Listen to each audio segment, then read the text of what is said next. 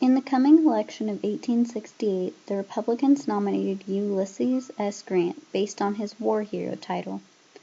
The Democrats nominated Horatio Seymour. Grant became the president, however, just barely, thanks to Seymour's greenback policy alienating him from the voters. Grant either did not notice or ignored the constant misdeeds and corrupt plots throughout his term. Almost all of his advisors and cabinet members were illegitimately in office, and when they were proven to be corrupt, hardly anything was done. By the time of the next election, 1872, the populace was fed up with Grant's indifference, so they started the Liberal Republican Party and nominated Horace Greeley. Although the Democrats supported Greeley as well, Grant won the election for his second term. The Panic of 1873, because of over-speculation and too easy credit, started a call for inflation, but Grant vetoed it and passed the Resumption Act of 1875. Grant and the Republicans had sound money, but it led to the Democrats having majority in the House in 1874. The late 1800s became known as the Gilded Age. In the 1876 election, Rutherford B. Hayes ran as the Republican nominee against Democratic Samuel Tilden. Votes were disputed, and so the Compromise of 1877 ended the dispute by making Hayes the president, as long as he ended Reconstruction by pulling the last of the troops out of the South. This left the African Americans unprotected, and Jim Crow segregation became legal. In the 1880 election, Republican James A. Garfield narrowly beat Democrats Winfield S. Hancock. However, in 1881, Garfield was shot. Vice President Chester Arthur assumed the presidency and started a new era of Republican reform. When James G. Blaine was nominated for the Republicans, many Republicans flipped to the Democrats and were labeled mugwumps. Blaine ran against Grover Cleveland and lost. In 1887, Cleveland appealed to Congress for a lower tariff. Cleveland was re-elected the following term, but the Depression of 1893 dampened his win. To fight the drain on the Treasury, J.P. Morgan bailed it out. Cleveland ended his term in shame.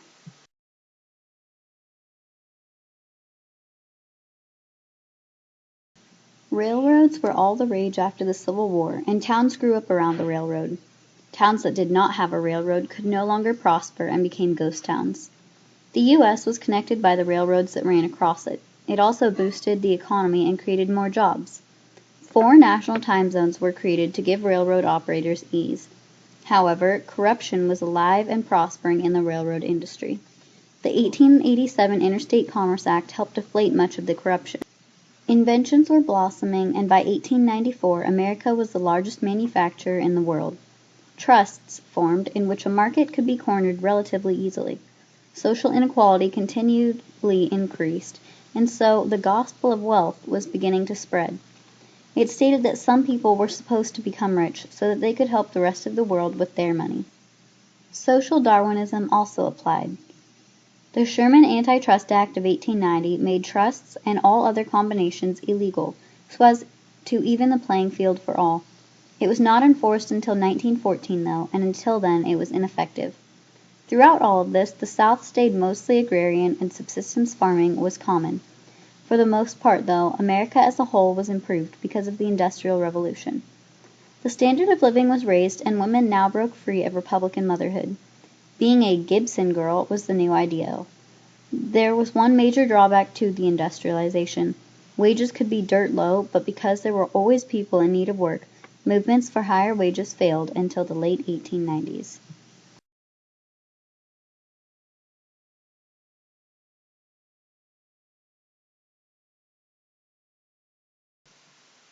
By the late 1800s and early 1900s, population, immigration, and industrialization were flourishing. However, the increase in population and urbanization led to lack of sanitation and a large gap in social inequality. Immigrants came from all over, and Americans started resenting the job takers. The immigrants made efforts to keep their culture alive, and most struggled for existence. Reformers made institutions and provided aid for these poor immigrants. Women like Jane Addams and Florence Kelley paved the way. However, in 1882, several laws and acts were passed that limited who could immigrate. The Chinese as a whole ethnic group were barred from entering Lady Liberty's ports, although her plaque invited all. Churches, as the cities around them continued to develop, had a toll taken on not only their congregational numbers, but also their doctrines. The new "gospel of wealth," which explained that the economic gap between rich and poor was previously ordained and planned by God, became popular and made older teachings of the poor being blessed and large amounts of money a danger, dead. The people wanted only what they wanted to hear preached. About this time came the liberal Protestants, who were moderate in their beliefs and combined modern culture with past doctrines. Roman Catholic and Jewish beliefs also became increasingly popular. The Salvation Army was established in 1879 and was much help to the impoverished. Also established in 1879 was Christian Scientology, originally led by Mary Baker Eddy. In 1859, Charles Darwin and his evolutionary theory sent tremors rippling through the fragile foundations of old churches. Natural selection was different from all other evolutionary propositions. The Church of Science eventually accepted Darwinian evolution, but two factions had formed in the church. In the 1870s, a movement for education reform developed. These reforms did not include blacks, though, and T. Booker Washington stepped to the platform, calling for education and teaching trades for African Americans to find work in. On the other hand was W. E. B. Du Bois, who opposed Washington's attempts. Du Bois fought for complete equality, whereas Washington was grudgingly content to leave the issue of social inequality alone. Colleges were increasingly popular as everyone searched for any way to get ahead. This explosion of higher education was mostly due to the Morrill Act of 1862, which created state universities. America finally started catching up to foreign schools in fields such as science. Reforms were called for to make colleges more specialized. Science made many accomplishments as well. Newspapers and magazines drifted away from traditional writing and morphed more into gossip diaries. Transcendentalist writers like Walt Whitman took to the pen as well. As writing changed, so did American thinking on issues such as morality, and the media reflected all types of views. Women's suffrage and temperance movements became increasingly common, much to the chagrin of men. The 18th Amendment temporarily banned alcohol. Art and music began to gain rapidly in popularity as well. Entertainment expanded to please the masses. Sports, especially baseball, grew widespread as well.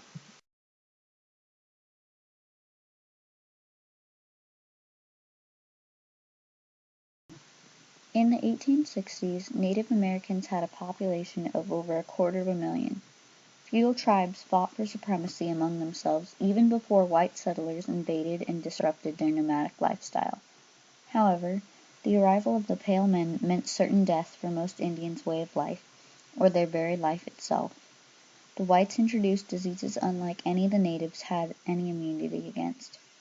As clashes intensified between the Native Americans and Americans encroaching on the western prairie lands, violence, blood, and gore ensued rampantly on both sides. The outcome of several battles was the extinction of several tribes. The survivors were either settled and turned into farmers, or put on a small reservation. Also with the American push westward came the railroad. As more crews were in need of food, more buffalo, the life source for the natives, were killed, until the herds of once millions dwindled to thousands. Not only were the buffalo food, but they were clothing, firewood, and an integral piece of their religious dances. The sun dance included the buffalo. Once the sacred animal was gone, the natives tried to replace it with the ghost dance, but the whites ended it bloodily in the Battle of Wounded Knee. The Dawes Severalty Act of 1887 was an attempt to dissolve tribes as entities and create little Indian plantations. All natives were given citizenship in 1924. Once natives had been effectively controlled, railroads were free to crisscross across the country. The new transportation and removal of a danger made mining country much easier to access, and when Colorado announced gold, men hungry for quick riches rushed with their pans. Gold was found all around the West, and boom towns sprung up around the miners. However, unless the iron horse ran through a town, once the gold was gone, it became all but deserted. The railroads also improved the cattle ranching industry, allowing the meat packing industry to flourish as well. The Homestead Act of 1862 started populating the West, as farmers were encouraged to work farms that were basically free, as long as they did not just let the land lie fallow. In 1890, the American frontier was officially deemed settled. There was no more wilderness to be tamed. For those already on their plot of farmland, the challenge became making enough money. Increased mechanization made farming a job no longer done only by manpower. Farmers continually lost their money, though, as cash crop farming was very tumultuous. Farmers begged for mass production of greenbacks so inflation would help them pay off their debts, but hard money presidents like Grant were against it. To fight the rural discontentment, partnerships such as the Farmers' Alliance in the 1870s began to mobilize. A new political party, the Populists, arose from the alliance and made significant damage upon the Republican and Democratic parties. Populists wanted free silver, but because of rural divisions, success was limited. The Panic of 1893 hit farmers hard. The Pullman labor strike of 1894 responded angrily to the Pullman Palace Car Company's panic policies of wage reductions. The 1896 presidential election was marked by the policies of the two candidates, Golden McKinley and Silver Bryan. McKinley won and passed the Gold Standard Act of 1900, which began to allow paper currency to be redeemed for gold, and with that the issue began to die down.